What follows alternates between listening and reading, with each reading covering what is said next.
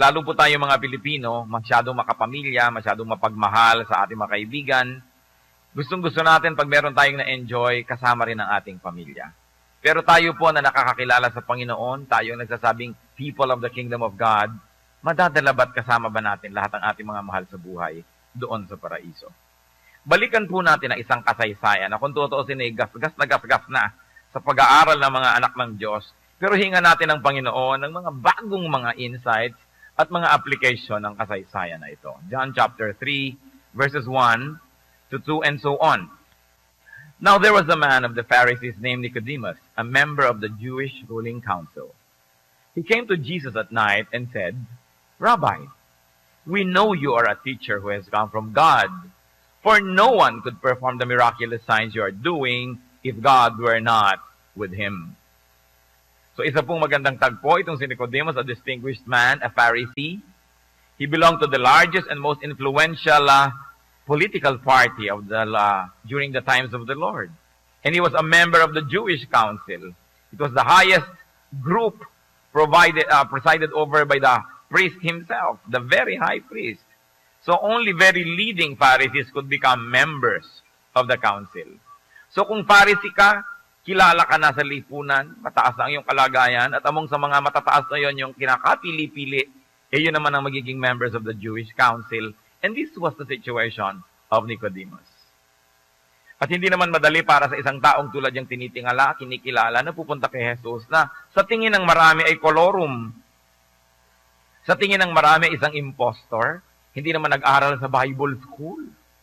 Hindi naman natapos ng theology. Hindi nakatapos ng matataas na mga antas ng pag-aaral, kaya yung mga marurunong, mga mayayaman, at mga nagyayaman-yaman at nagdudunong-dunungan, they will do everything not to be identified with Jesus because he was from among the masses, he was from the people, therefore baduy, bakya crowd. Ganon ang image. Then comes this very distinguished man to the Lord at night.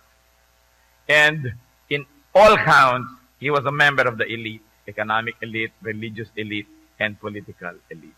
But there was something worth looking into in Nicodemus. And it would be easy to suspect that he was a believer of the Lord. At the very least, willing to believe. Or already partially believing and would like to be convinced to believe fully. So he came to the Lord at night. Many possible reasons. One, that he was busy during the day. The Lord was busy during the day.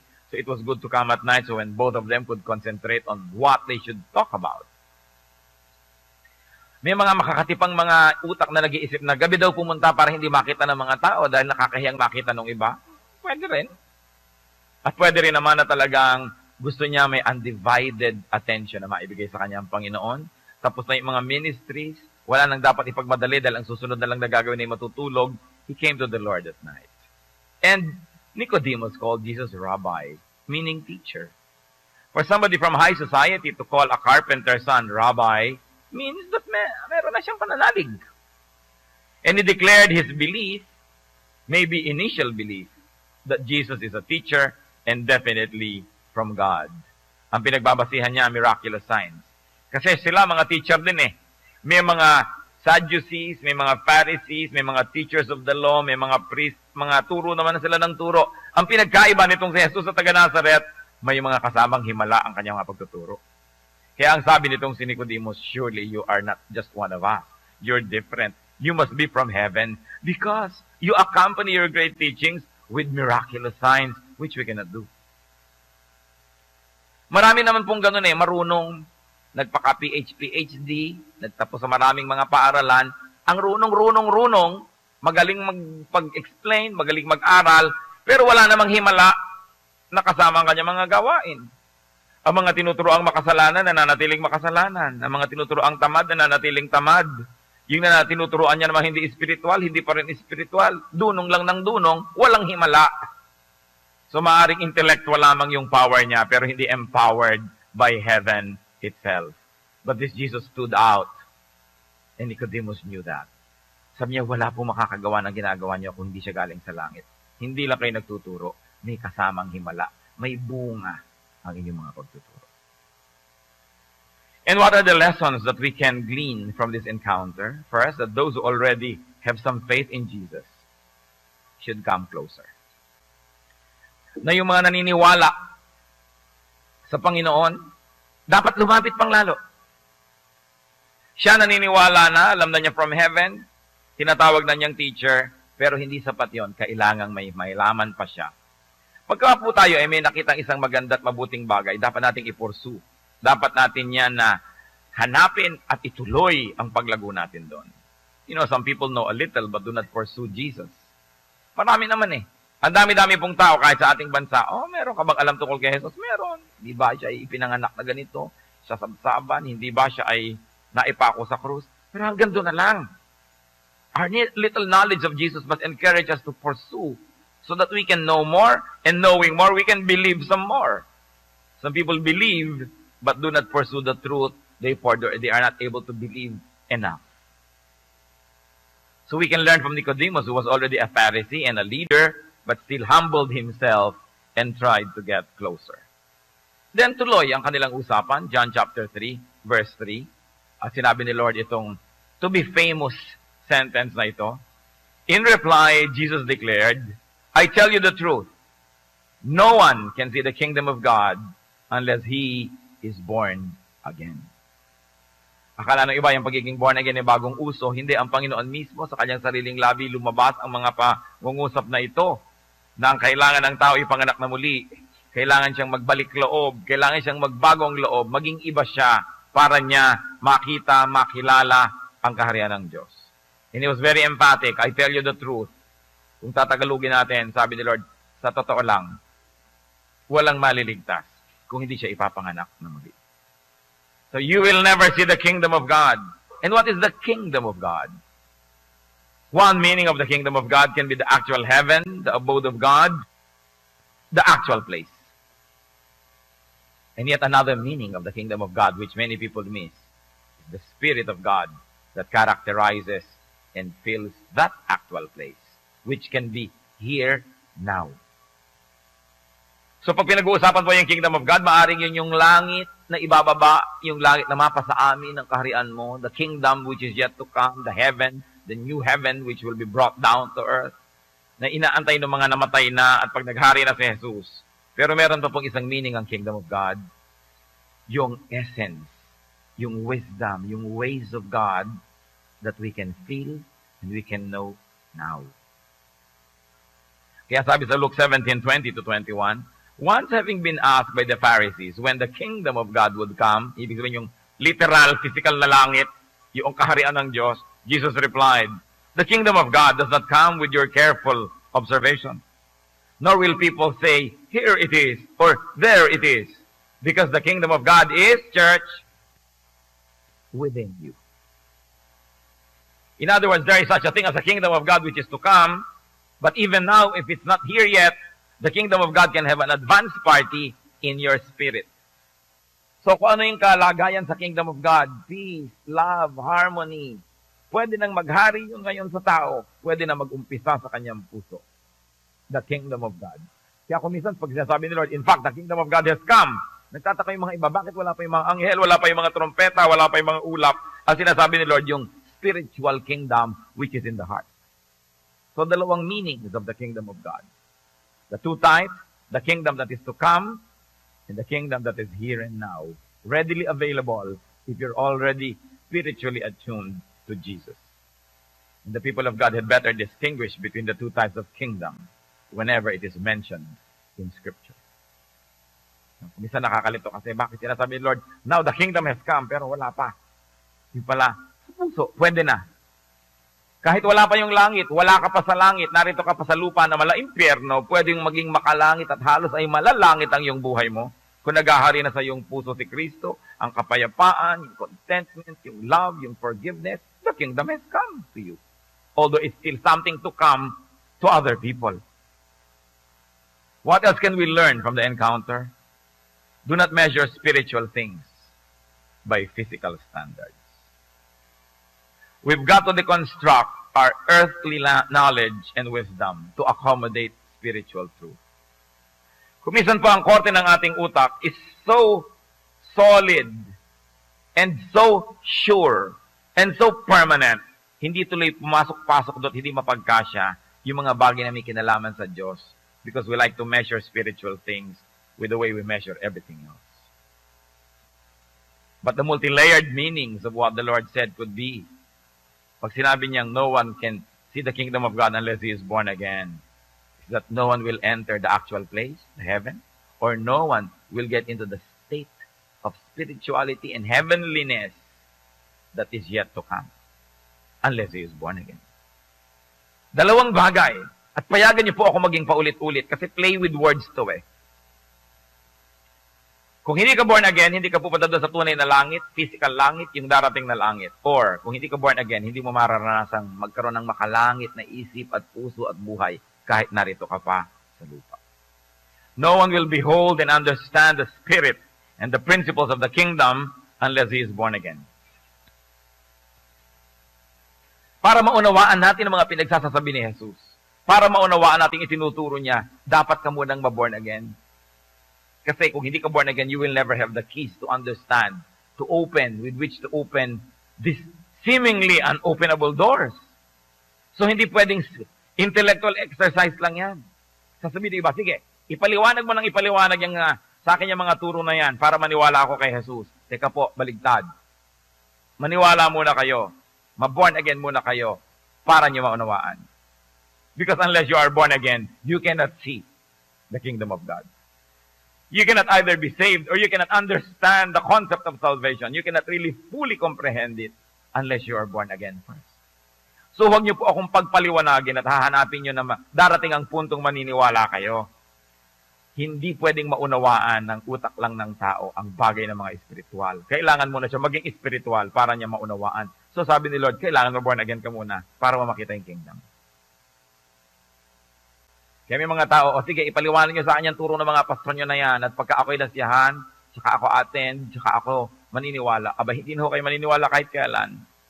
Kailangan mo nang ilagay nyo yung sarili doon sa linya, nadadaanan ng pagpapala, magkaroon ng pagbabago, yung mga walls in your mind, tanggalin nyo muna. You've got to be a new person, a new creation, a born-again person, so you can begin to understand. And no one will know Jesus as the Son of God unless he is born again. Kaya mga hindi makaunawa tungkol sa mga ganyang bagay, hindi maunawaan kasi isip ng isip.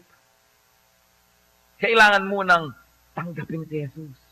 Humingi tayo ng bagong espiritu, bagong puso, at saka tayo mag-aral. Kasunod, magkakaroon tayo ng capacity to understand. And of course, technically, no one will be saved unless he is born again. And in a spiritual way, no one will understand Jesus and heavenly ideas unless he is born again. So itong si Nicodemus, interesting. Born again na kaya siya nung hinarap niya si Jesus? Kasi bakit niya tinawag na Rabbi? Bakit niya tinawag na you must be from heaven? May nauunawaan na siya na hindi mauunawaan ng iba kung hindi sila spiritually attuned to the Lord. Could Nicodemus be already born again? Or could he be in the process of being born again because he already had an initial understanding of Jesus, of the kingdom of God, and of the kingdom of heaven. And now he was there wanting to know more so he can be fully cognizant of who Jesus was, and therefore he could fully accept him by faith. Kasi si Lord, yung mga sinabi niyang very indirectly, sabi ni Nicodemus, Rabbi, palagay ko po galing kayo sa langit kasi walang makakagawa ng ginagawa niyo kung hindi galing sa langit. Sabi ni Lord sa kanya, indirectly, alam mo, hindi mo masasabi yan kung hindi ka born again. Bakit may alam ka na? Mukhang naiintindihan mo na kung sino ako. O kaya sinasabi ni Lord, walang makakapagsabi niyan kung hindi siya born again. So, maaring born again ka na ba? O in the process, in the making. And the third lesson we learn from this encounter is almost a repeat of number 2. Be spiritual to understand spiritual truths. It is important. Gusto mong maunawaan ng mga Chinese talaga? Speak the language. Then you'll understand. You want to understand the Filipinos? Speak their language because there are many ways to understand them through the words they say, through how they say things. So, you want to understand spiritual things? First, be spiritual. Kaya po marami mga intellectual, pero hindi spiritual. Marami mga Bible scholars, alam lahat ang pasikot-sikot ng Bible, alam lahat ang mga sinasabi ng mga verses, pero hindi spiritual ang buhay. At wala mga bungang spiritual. Kasi hanggang utak lang. Ang sinasabi ni Lord, Aba, hindi pwedeng maintindihan niya ng ganyan lang. Kailangan sasakay ka ng lubos, papasok ka doon sa system, and then you will understand. Sapagkat ang mga spiritual na bagay hindi na pag-aaralan, yan ay ipinagkakaloob ng Espiritu ng Diyos. Kaya patiga ang panalangin, hindi naman natin lubos na nauunawaan, kaya ang tunay na panalangin talaga yung led by the Spirit. Sa Romans 8:26 to 27. In the same way, the Spirit helps us in our weakness. We do not know what to ought to pray for, but the Spirit Himself intercedes for us with groans that words cannot express. And He who searches our hearts knows the mind of the Spirit, because the Spirit intercedes for the saints in accordance with God's will. Maraming possible readings ito. Isa sa mga yan, hindi mo naman alam talaga kung anong dapat mo ipag-pray eh. Dahil hindi po ba sinasabi, if you pray according to God's will, He hears. Therefore, true and effective prayer is that which is done in accordance with God's will. Question, do you know God's will? No. We have an idea, a general idea of what God wants to happen, pero specific will. Ang papakasalan mo ba si Antonio o si Rico o si Dalmasio? You don't know, wala sa Bible eh. You don't know what the perfect will of God for you is. Ang gagawin mo bang negosyo ay magtatayo ka ng palaisdaan o ng scrap shop o magtatayo ka ng computer store? You don't know. And when you pray, how do you now pray powerfully? Sabi, the Spirit helps you. Sinasabi sa'yo ng Holy Spirit, itong ipag-pray mo, ito ang will ng Father. At pag malinis ang iyong kalooban, spiritual lang yung buhay, naririnig mong mabuti yung tinig ng Espiritu, nasusunog mo, may udyok sa'yo, bakit nagigising ka ng alas 2 ng umaga, gusto mong ipag-pray sa Aling Tekla. Tapos malalaman mo pala kinabukasan, nanganganib yung buhay dyan ng oras na yun, kaya mo siya pinag-pray. The Spirit leads you to pray according to God's will. Kasi, ang buhay mo ay spiritual. Pero kung hindi ka spiritual, sinasabi na ng Spirit, ipag-pray mo sa Aling Petra. Hingi ako ng bahay. Lord, bigyan niyo po ako ng bahay. Wala, hindi sinasagot. Kasi when we ask according to God's will, He hears. That's why the work of the Spirit is so important. The Spirit reveals to us what we cannot know by our knowledge alone. So sabi, the Spirit helps us in our weakness. We do not know what we ought to pray for, but the Spirit Himself intercedes for us with groans and words that words cannot express. So if the Spirit works that way in our prayer life, the Spirit can work that way in understanding the Bible, in understanding Jesus, in understanding the kingdom of God. So para maunawaan, maging spiritual ka muna, maging born again ka muna. Itatwa mo muna, ihingi ng tawad, talikuran na yung mga kasalanan, tanggapin mo si Jesus. At pag nandun ka na sa pwesto na pwedeng daluyan ng pagpapala, dun mo ngayon mauunawaan because now you have a relationship with the Holy Spirit. You are now the temple of the Holy Spirit. You understand things that many people cannot understand because the Spirit intercedes with sighs and moans that words cannot express. Kaya magtataka po tayo, ba't binabasa natin yung Biblia, nabura na kababasa natin, wala kang makitang kahulugan. And here comes somebody receiving revelations from the Spirit of God and tells you, eto ang nakita ko dyan sa verses na yun. You say, bakit di ko nakita? Bakit 5 beses ko na yung pinag-aralan? 10 beses ko narinig na itinuro, ngayon ko lang nakita yung angle na yan. Because the Spirit helps us in our weakness. We don't even know what to look for. We don't know what to study. We don't know what to understand. But the Spirit intercedes for us with groans that words cannot express.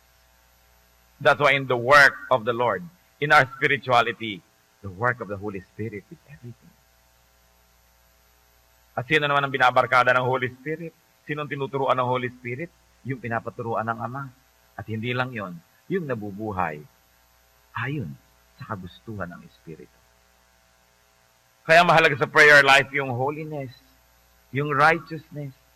Sa pagsasaliksik ng salita ng Diyos, yung hinahanap mo talaga yung siya. Hindi dahil gusto mo lang magpasikat, gusto mo maging makamarunong, gusto mo manalo sa argumento, aral ka ng aral, runong ka ng runong, pero ang puso mo ang layo sa Diyos. Hindi yun ang spiritualidad. And the Lord said, unless a man is born again, he cannot understand these things. You've got to be new. So you will be ready to receive new things. Sabi niya, yan bang mga alak ay sinasalin mo, bagong alak, isasalin mo sa mga lumang mga lalagyan? No, bagong lalagyan para hindi sumabog.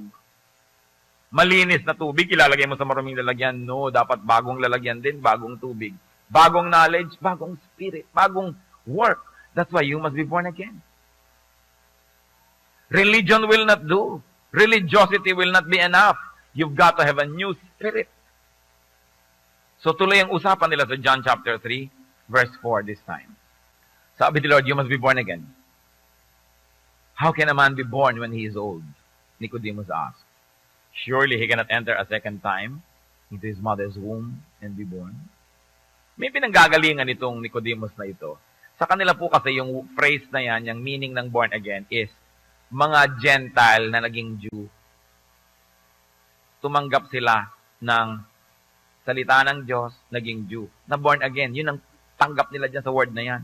So sabi ni Nicodemus, Jew naman ako. Jew na ako dati. Paano pa ako mababorn again? Magja-Gentile ba muna ako para maging Jew ako uli?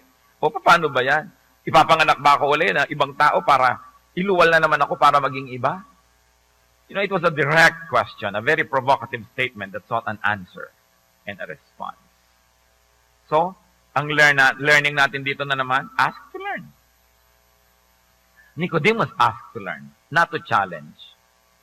He was subordinating himself to Jesus. He was asking for siguro to confirm what he already previously thinks to be so, or he's really searching for new answers. And he might be willing to replace his old mindset with a new answer that he might understand from the Lord. Sabi niya, how can a man be born when he is old? There are many readings. Jew na ako, paano pa ako magiging Gentile para lang mag-convert para maging Jew? Pwede pa bang mangyari yun? O pwede rin niyang sabihin, literally, paano mababorn again ang isang tao kung matanda na siya? Papasok pa ba siya sa sinapupunan ng kanyang ina para siya ipanganak na muli? But surely that is not the main reason he was saying these things. Kasi pareho naman silang matalinong tao, bakit sila mag-uusap sa napakababang antas? So surely these are symbolisms. Then John 3, 5-8.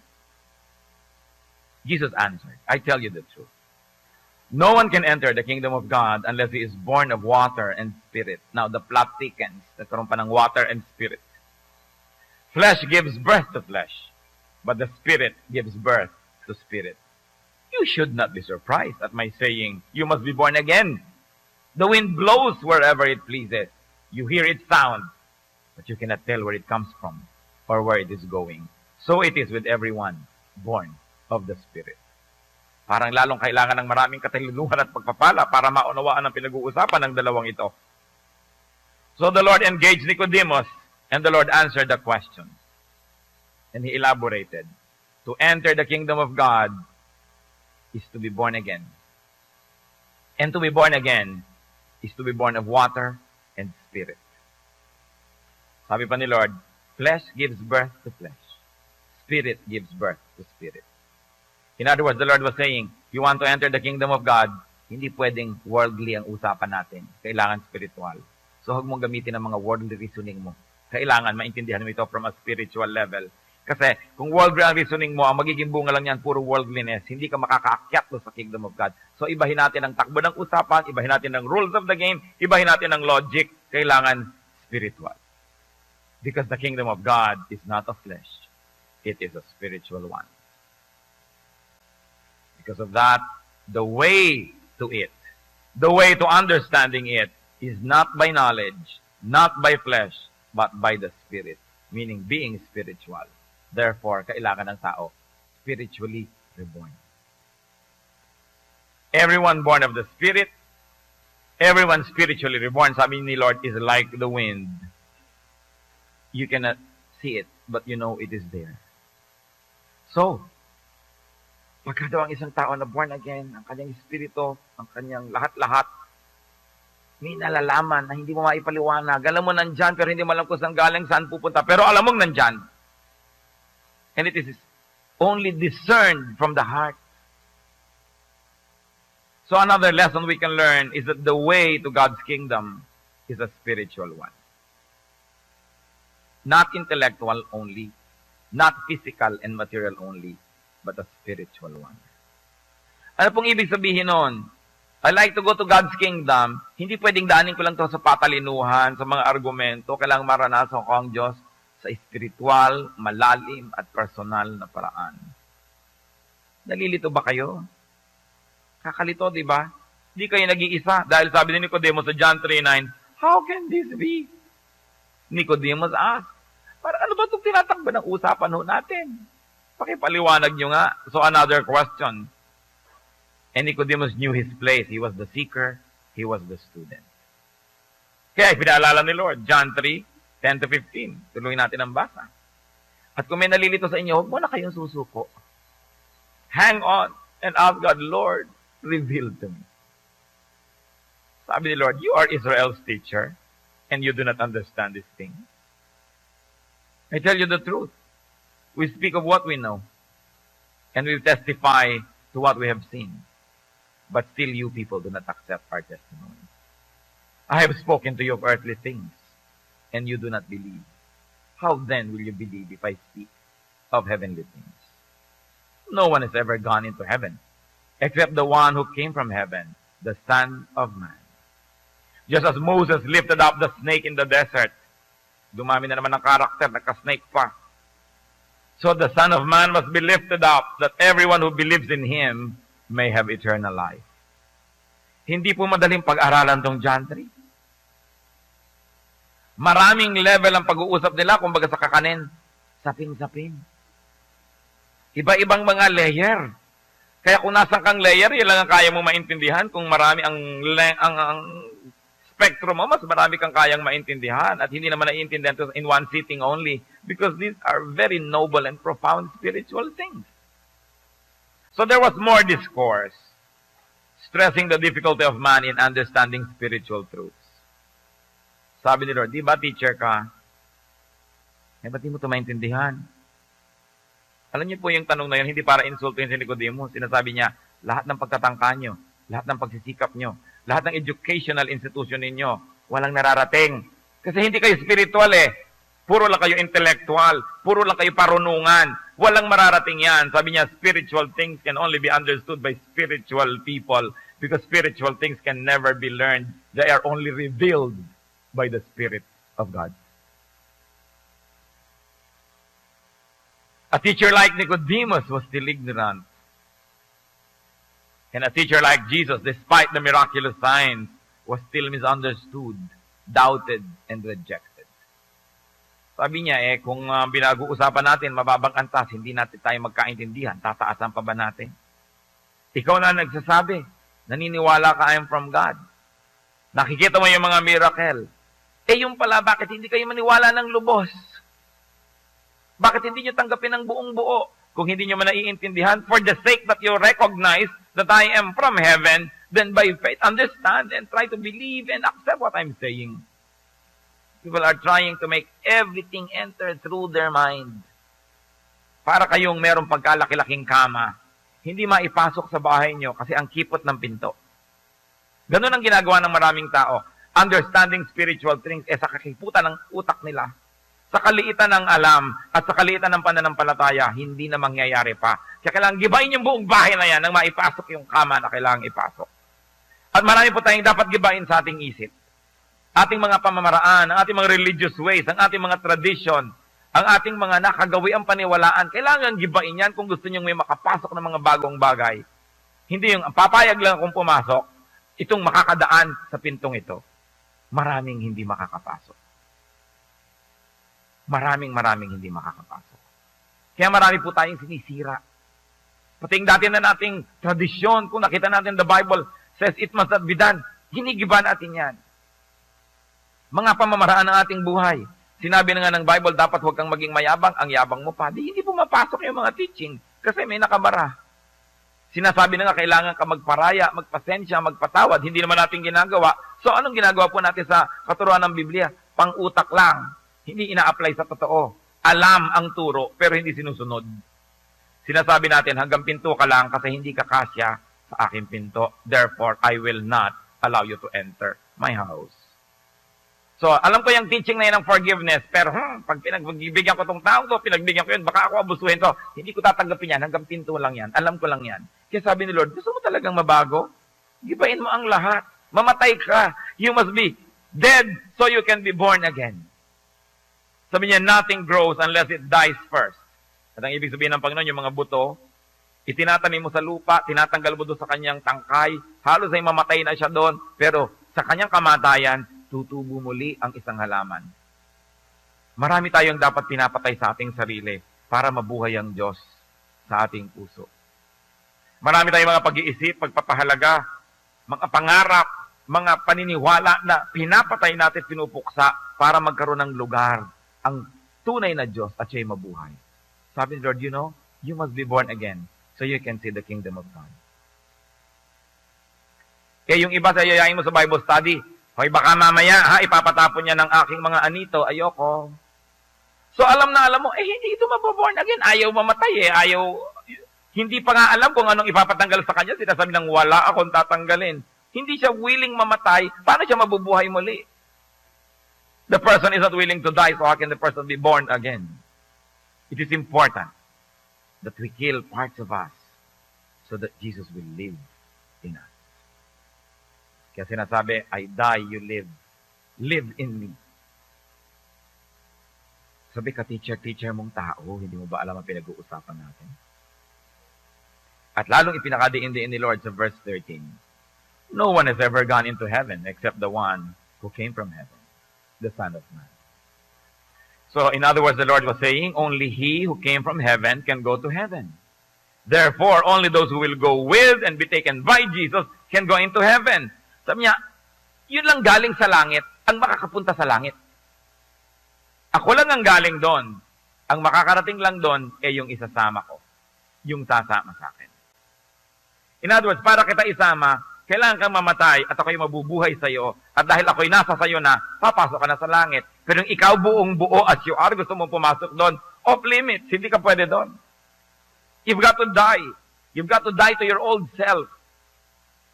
And let me live in you, then I can take you to heaven. How can people go to heaven? How can people see the kingdom of God? In our everyday language, we mean, how can we be saved? By being born again. So, teka na, ipaliwanag na po ba talaga kung anong pagiging born again? It's by believing in Jesus.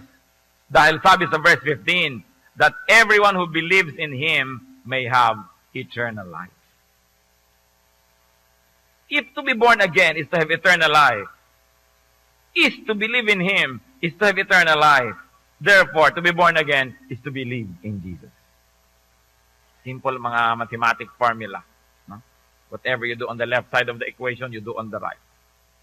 If A is equal to B, if B is equal to C, then A is equal to C. So to be born again is to see the kingdom of God.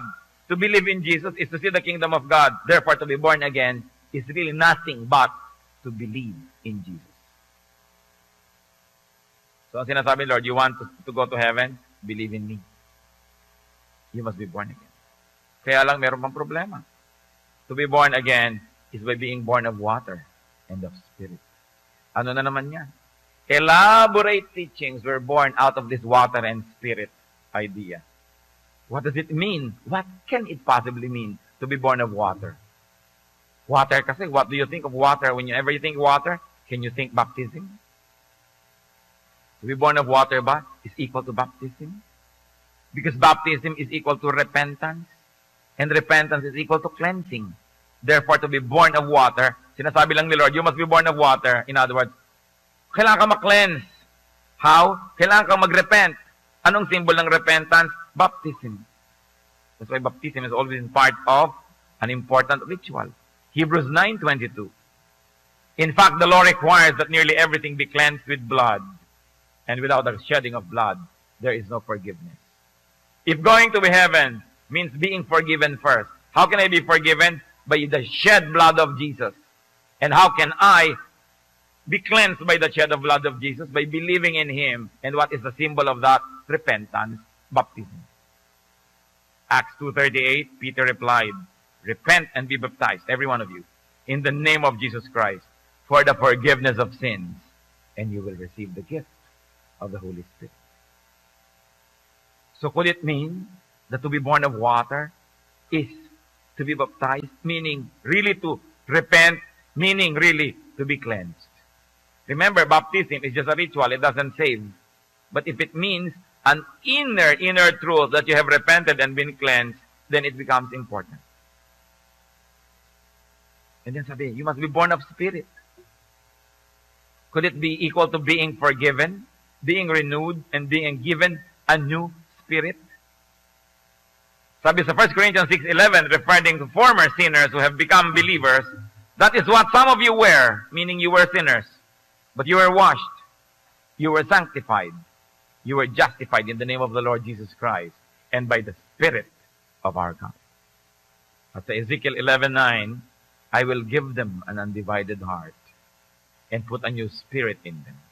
I will remove from them their heart of stone and give them a heart of flesh. So we go back to the original question, how does one see, how does one enter the kingdom of God? The answer of the Lord, be born again. What can it mean? Be born of water, meaning repent. Be born of spirit, meaning be renewed. And believe in Jesus as from heaven, as the Son of God, as Savior, as Lord. And only Jesus is Savior.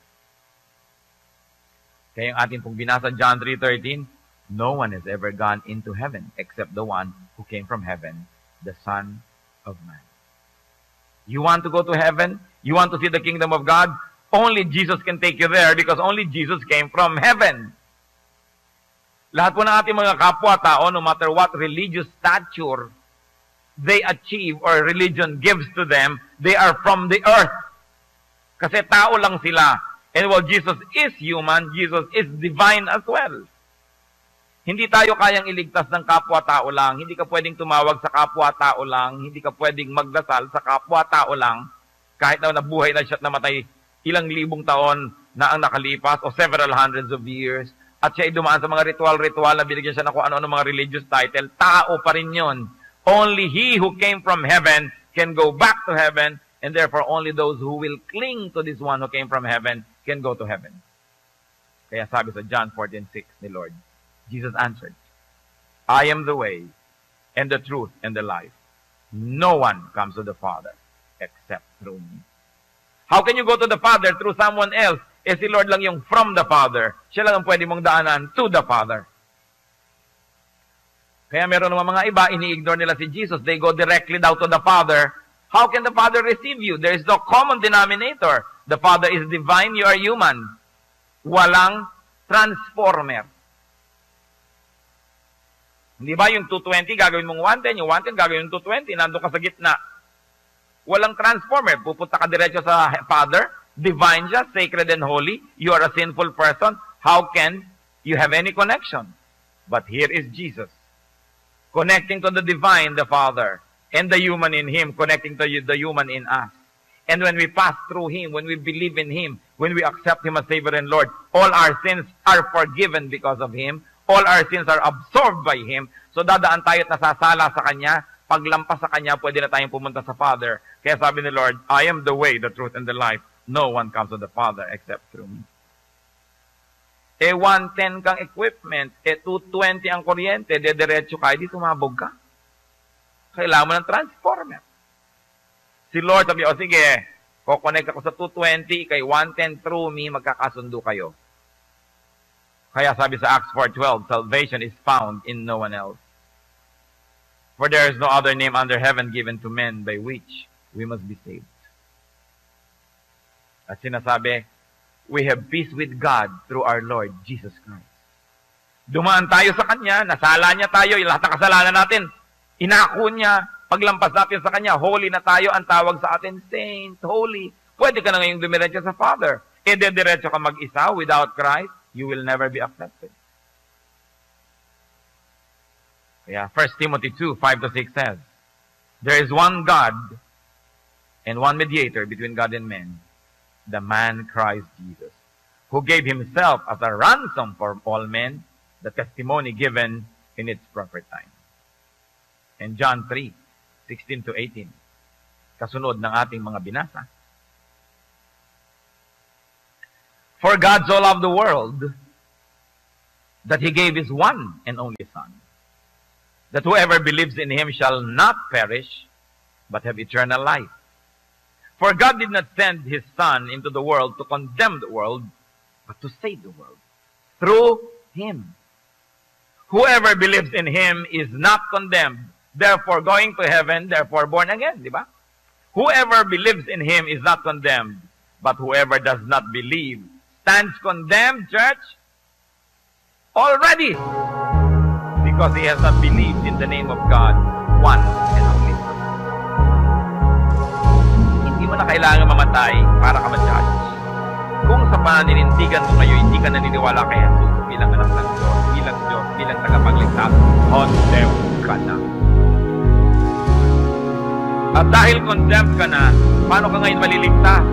This life is already destroyed. This life is already marked for hell. You must die and be born again. Kaya dapat ka hindi na makasalanan, paligtas kay Jesus. Pumura ka na, then may bago ka ng buhay, you're already in the Lord.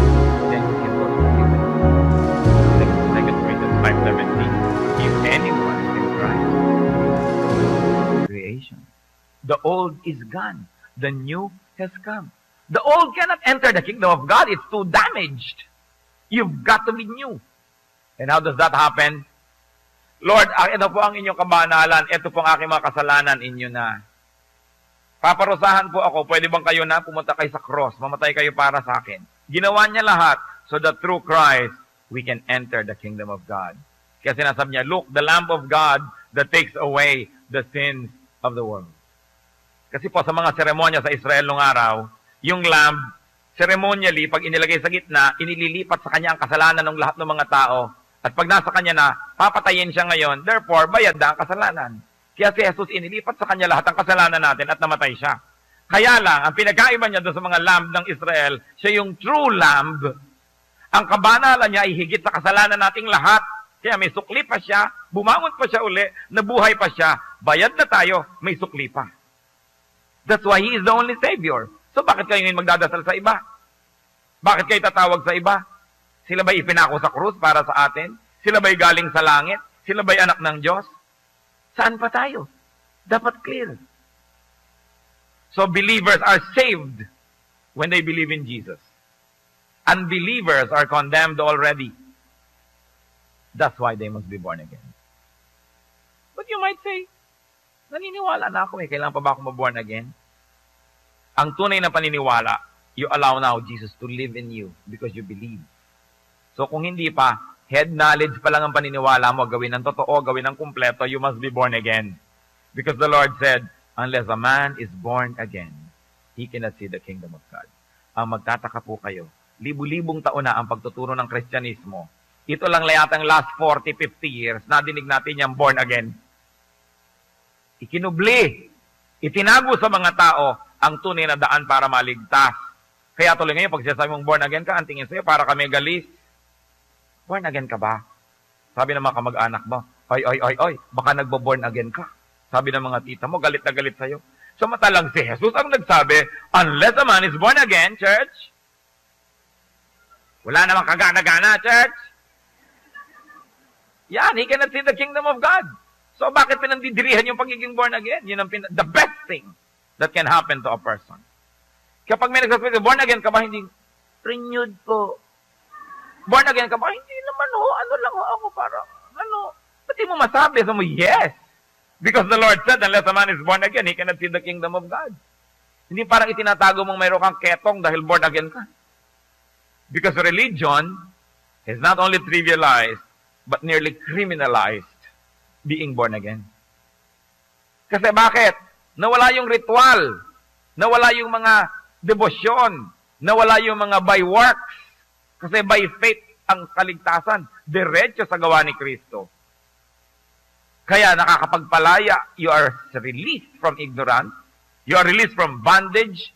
You are released from many wrong-headed and oppressive religious teachings. Kaya ikinukubli yan. Pero ang mahalaga is to be born again. Ito pong tanong ko, at huwag nyo nang lakasan ng sagot, personal na lang. Born again na ba kayo? Sino may mga born again dito? Pwede bang pumalakpak sa Diyos? Dapat kasali ako. Amen. Praise God. Etong tanong. Ang mga kamag-anak nyo, will your loved ones see the kingdom? Sabi ni Lord, unless a man is born again, he cannot see the kingdom of God. Ang nanay nyo.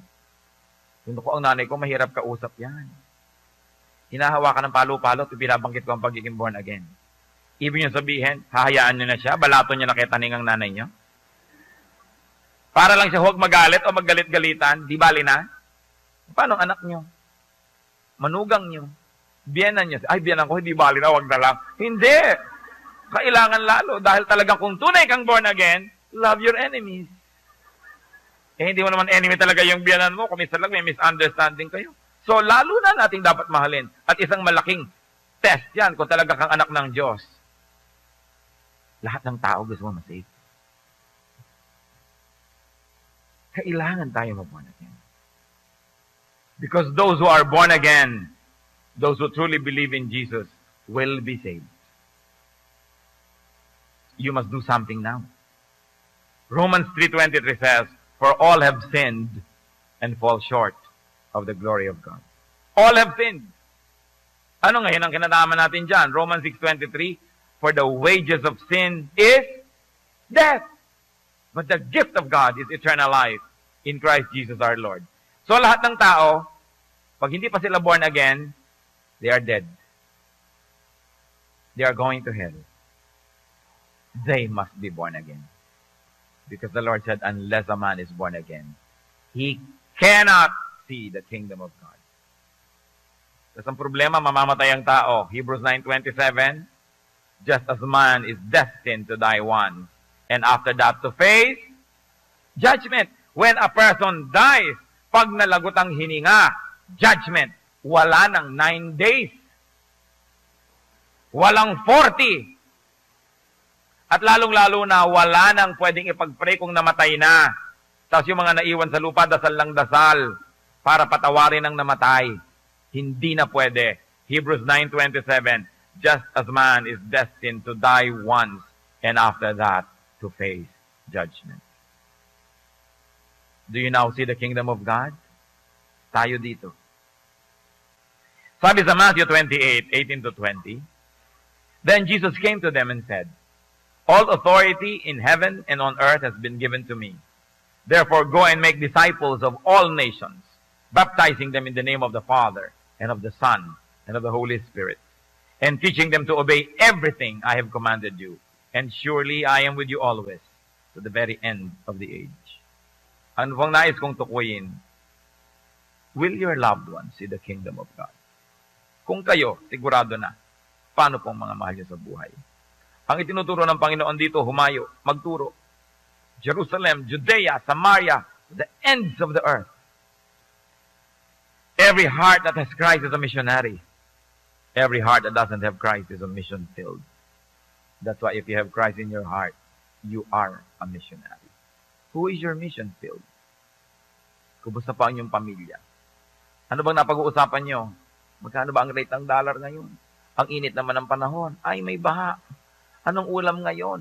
Ano mga pinag-uusapan natin sa buhay? Napag-uusapan po ba natin si Jesus? Pagkausap natin ating mga mahal sa buhay, nadadala ba natin ang topic sa salvation para sila ma-born again? Hindi para wasakin ang kanilang relihiyon, hindi para ibahin ang kanilang mga paniniwala lamang, hindi para makipagtalo at makipagpaligsahan, kundi dumating sila sa punto na kailangan sila magdesisyon kung natanggapin si Jesus bilang Panginoon at tagapagligtas. Dumarating ba tayo doon? Nais ko pong manalangin ngayon. Muli tayong yumuko sa presensya ng Diyos. Sino man sa atin. May mga mahal kayo sa buhay. May mga kaibigan kayo kakilala. Gusto nyong turuan. Gusto nyong dalhin sa Panginoon. Pero kung minsan nahihiya kayo, kung minsan wala kayong timing, kung minsan you don't know what to do, natatakot kayo sa mga reaction, and you want to ask God for boldness, and for confidence, and for power to do it correctly, we're going to ask, Lord, empower these people so they can speak powerfully and convincingly. Whoever would like to say, Lord, here I am. I like to be used by you. I like to bring my loved ones to you. I want them written in the book of life. I want them to see the kingdom. I want them to be born again. sino man sa atin ang gusto humingi ng kapangyarihan ito. Panginoong Diyos, kinikilala na gustong sumunod pero may mga hadlang. Turuan niyo kami, Lord, na pahalagahan ng bawat kaluluwa. Tingin man namin sa kalay mas mataas o mas mababa, mas makapangyarihan o mas mahina. Ano man yun, Lord, lahat ng espiritu ng tao ay mahal mo at gusto mong bumalik sa iyo. Kami naman na may access, kami na nakakakilala sa kanila, may panahon, we share time and space, turuan mong huwag naming sayangin ang ibinibigay mo sa aming posisyon para maging missionary. So Lord, sa nangangailangan po ng karunungan para makatanda ng mga verses, ipagkaloob niyo. Sa mga mahihiyain at nagkakaroon ng dahilan para huwag magturo, alisin mo po ito, bigyan mo kaming lakas ng loob.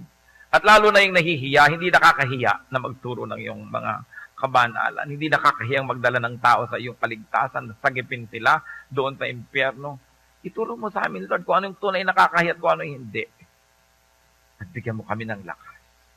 Na pag nagsasalita kami, bigyan mo ng kapangyarihan na ito will accomplish the purpose for which you send the words.